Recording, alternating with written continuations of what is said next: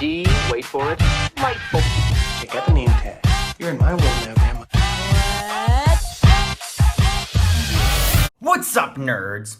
So, when I was contacted if I wanted a screener for what is touted as the first ever US-made hand-drawn 2D animated horror movie, I immediately wrote back and I was like, horror and animation? Don't threaten me with a good time. And of course I wanted the screener. So after watching this movie, I can tell you that it's not only fun, but it's pretty good. Deliciously good. Now, it doesn't mean that I'm just going to sit here and say nothing but nice things about this movie, because I do have a couple of issues with it, and I will be getting to that a little bit later in this review. But why don't we dive in and talk about this movie called To Your Last Death. Now, first I want to talk about is the animation. Now, I would compare the animation to this movie to the TV show Archer, or most recently Superman Man of Tomorrow, although both of those programs did the animation better, in my opinion. Now, even though it's not my favorite style of animation, it's pretty good, and I've always been particularly fond of 2D animation over 3D animation. I think it's just because I grew up with the Disney Renaissance, and I think that kind of animation just really gets me more excited than the 3D animation does. But the animation in this movie wasn't my favorite, but I do like it because it's not only clean, it's also it's well drawn with its clean lines. It's very clean, straight lines, and I like that a lot. All the characters had like these black lines around them, and I liked that a lot. One thing that I did not like about the animation was their arm movements. Like, they just look like marionette puppets. Like, they were just like this. Like, I'm like, real people don't move like this, like when they walk. So there, that is my thoughts on the animation. Good, not the best, but good. So now I want to talk about the acting, and I'm going to go through this character by character, kind of. So the first one I want to talk about is William Shatner as the Overseer, or which is just a glorified way to say the narrator. And William Shatner does a fine job here. He doesn't have that much work to do in this movie. I mean, I think we'll just say he has like 10 lines. So he doesn't have a whole bunch to do. I personally don't like Will Shatner's voice, but I mean, in all honesty, who cares? Because it's just the narrator, and he does a fine job. And, you know, having names on your movie isn't that bad. The next one that I want to talk about is Morena Baccarin. And she does the voice of the Game Master. Now, she does a very good job. I like her voice. I think that she's a talented actress, and I think that she lends a little something extra to this character.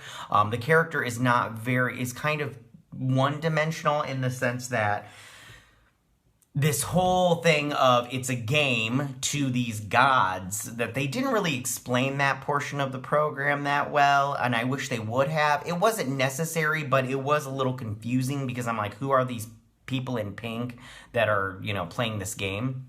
But her character is very, you know, mischievous and sexy at the same time. She's got this, like, kind of dominatrix kind of look to her. And like I said, Morena Baccarin does a really good job of voicing the character, and I liked her a lot. I might get into her just a little bit later on when I talk about the plot. Next, Ray Wise as Cyrus, Daddy Warbucks and everything. He does an alright job too. He just, you know, I mean, the voice acting is fine. I mean, like I said, Morena Baccarin is probably the best one, but I mean, other than that, everybody does a fine job. Ray Wise does a good job as the bad guy in this, and, you know, so on and so forth. Danny Lennon as the main character, Miriam, she does a good job. I think that she really stands out. I think she shows a range of emotion that I really enjoyed. I liked her you know, development voice-wise of the character, and I think she put a lot into making this character, you know, sympathetic, and you want this character to succeed in this movie. As far as the other characters of Kelsey, Ethan, and Colin, played by Florence Hartigan, Damian Haas, and Ben Saman, They really didn't stand out in my opinion. I mean, they were mediocre at best, but, you know, nothing crazy great. So I just, you know, yeah. One voice actor that I do want to talk about who had a very minimal role in this movie, but I did think he stood out voice-wise, was Tom Lomlow. I think that's how you say his name. I apologize if I'm saying it wrong. He played Detective Lang in the very beginning and somewhat, I believe, at the end when he played like that character, but as a doctor. He did stand out. Now, this is all about Miriam, who is the sole survivor of a brutal attack that destroyed her brothers and sister. And then she's given a chance to relive that night from the beginning, armed with foreknowledge of the events. Of course, there's always the chance that Miriam is insane and murdered everyone herself. And you kind of get that at the end of this, that maybe she just did it herself. Instead of just this whole game being played out in her head. One thing that you could compare this movie to also is the movie Saw. There's a lot of traps. For instance, Kelsey, her character, she cuts herself, so she gets put in this chair where she has to cut away at herself and fill up this bucket with, I think, 10 pints of blood or something like that, or milliliters of blood.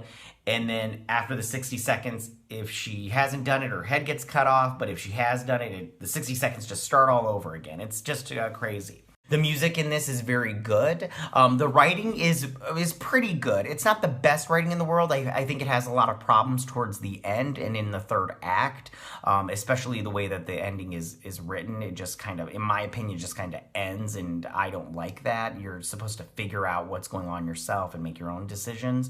I don't like that. I like a movie to be written and like, you tell me what's happening and that's the end of it.